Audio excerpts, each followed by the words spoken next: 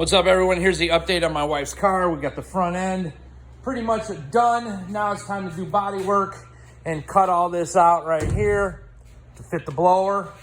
We got all the bird cage in there built and done. This car is gonna have bull horns, so I think it's gonna be pretty cool. We're gonna have a big old 4.5 inch bull horn sticking out from each side. I think it'll look pretty sharp. We got all the steering here figured out and done. Got all that figured out right here. We so that way we can figure out for the brace and everything, and when it doesn't hit nothing. We had to move the motor forward about 1.25 inches. The reason being is this car was originally built with a wedge, and we're putting a Hemi in it. And the way the head hangs over the back, we had to notch this firewall out, so that way we can get the head on and off in the car. We don't have to pull the motor out.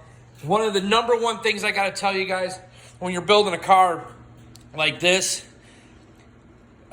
everybody thinks, oh, let's just get it done, get it running. Take time now to build the car to make it easier to work on. That is huge. It is a big deal. I mean, you know, like for example, this car can't have the transmission dropped out the bottom. So we made everything in the car easy in order to pull the transmission out the door. I got a cherry picker with a long boom. We just hook to it, take it out the door, because the doors are going to be pin-on. So I could just take the door off and work on it like that. So always keep that in mind. You don't want to have to go, oh man, it's so hard to work on. We should be able to put a motor in here, have nothing but a bare block and motor mounts in no time on this thing, in order to, you know, service it, maybe put bearings in it, maybe we blow a head gasket, who knows.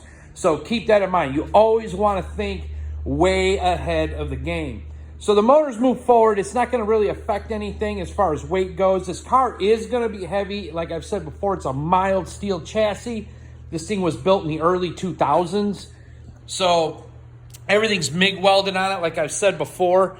But, you know, we got a lot of the pedal assembly all done, you know, for the brakes, the gas. See how it's got it staggered with that? That's what she wanted. She feels more comfortable like that. Some people do, some don't. Don't ask me. I see it all the time, and this is what she wanted. That's what we did. So a lot of that has to do with because of her knee surgeries and stuff like that. So she's more comfortable this way. So that's what she wants. That's what she gets. So, but we did redo the whole steering column and everything, and we did get the seat mounted here over the weekend. We worked on this thing all weekend, and it's all them little things, them little brackets, the little tabs, you know, making the gas pedal. All that little stuff takes time, but you got to think, you know, 10 steps ahead for working on the car, for assembly, maintenance, you know, what's going to be in the way. I got to make sure that pedal assembly is not in the way when I got to get in there and we're pulling the trans and things like that. It's all stuff you need to think about when you're building a car. Think way ahead. Things like, you know, like even this, I got a ground right there, you know, things like that you got to think about. These are just extra chassis grounds. They're not the main grounds, but little things like that, always make sure that you know, focus on and don't forget.